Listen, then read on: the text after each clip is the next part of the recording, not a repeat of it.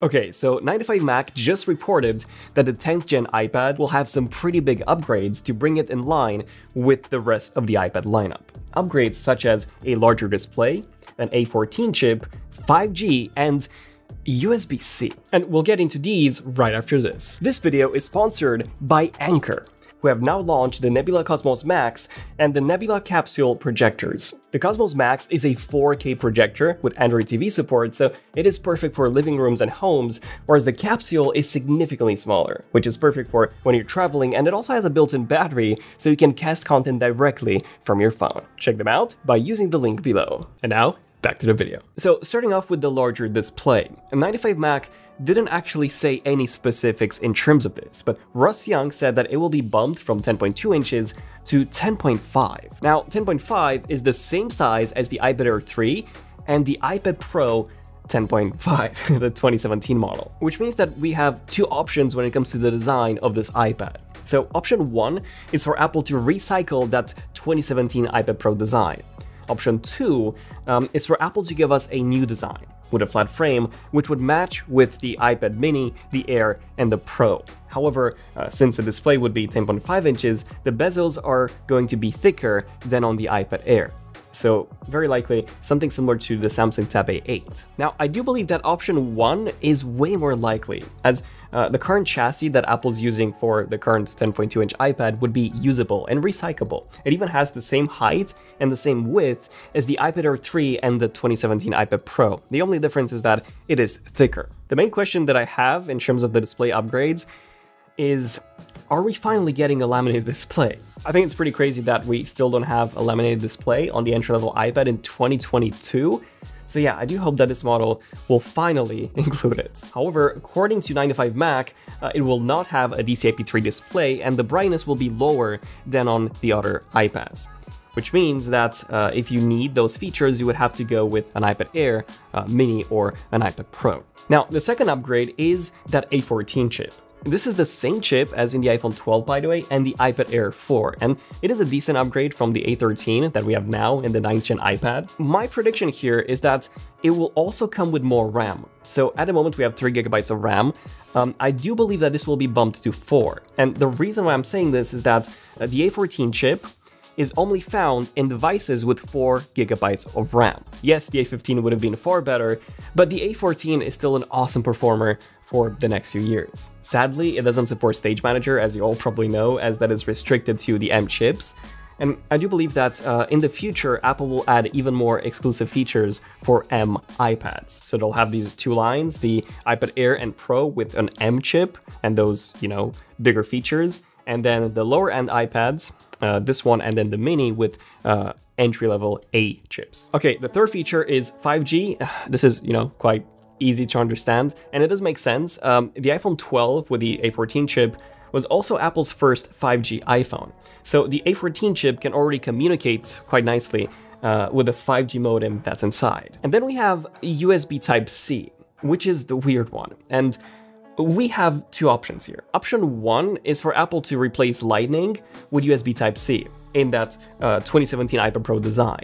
Now, this would be a bit strange as they've never actually done this before. Now, option 2 is that Apple actually redesigns the whole thing with flat sides and then they give it USB-C. Initially, I said that a redesign was quite unlikely, but now if USB-C is on the table, I actually do think that this will happen. And the main reason why I'm saying this is the Apple Pencil. The first gen Apple Pencil comes with Lightning, and this is the one that works with the entry-level iPad. So, of course, Apple could give that Apple Pencil USB Type-C, but I just feel like the investment in R&D to do that and just the manufacturing costs just wouldn't be worth it for only one iPad model that works with this. So the only other option is to give it support for the second gen Apple Pencil, but that requires flat sides. So in that case, I do think that a flat side design will be coming. Of course, the Smart Keyboard will still be compatible You could get the Folio or the Magic Keyboard, regardless of what design Apple is going to go with. But more about a 10th Gen iPad after this. At the beginning of this video, I briefly mentioned Anker's new Cosmos Max projector. And now, I want to show you 5 reasons why you might want it. Number 1, this is a 4K projector. Turns out that there's not many 4K projectors out there, but this is one of them. Number 2, you can scale up the image to a massive 150-inch display. We scaled it until it covered our entire wall, and I gotta say, even at that size, the image was still impressively sharp. Just as sharp, or maybe even a tiny bit sharper than at an actual cinema. Number 3, it will automatically correct the image if it detects any distortion. Number 4, it has a built-in 360-degree speaker with Dolby Digital Plus support, and the sound is powerful enough that even if you don't have any other speakers, it would do you just fine. And number 5, it runs on Android TV, which means support for over 7,000 apps, all of your favorite streaming services, as well as Google Assistant support, and casting directly from your phone. Check it out by using the link below. And now, back to the video. So I think that we would either have the same design as we have now, with of course that larger display but no USB-C, or a new design with USB-C. Not only that, but you probably know that Apple will be soon forced to switch all of their mobile devices to USB Type-C. The iPhone is switching next year in 2023 with the iPhone 15, which means that Apple doesn't have a lot of time to switch all of their other devices, the AirPods and this, entry-level iPad, to USB Type-C. Essentially, if they don't give it USB Type-C and a new design this year, then they 100% have to do it next year. But okay, I think the real question is, should you buy it? Well, overall, I think the upgrades are pretty good. A larger display, the A14 chip, 5G, maybe USB-C, who knows, maybe even a full redesign. So the upgrades are really good. The price is also very good, $329. Just as a comparison, the iPad Air 2, when it was released, used to cost $499. So this iPad is more affordable than what the older iPads used to be. So this is the most affordable a new iPad has ever been, essentially. But there's also the refurbished option. So just like with clothing, when it's in the season, it's more expensive. But if you buy a winter coat today, you're gonna pay significantly less than if you were to buy it in the winter. So for example, there's a thing called Apple Refurbished. It's a section on Apple's website. It's quite well hidden and not everyone knows about it.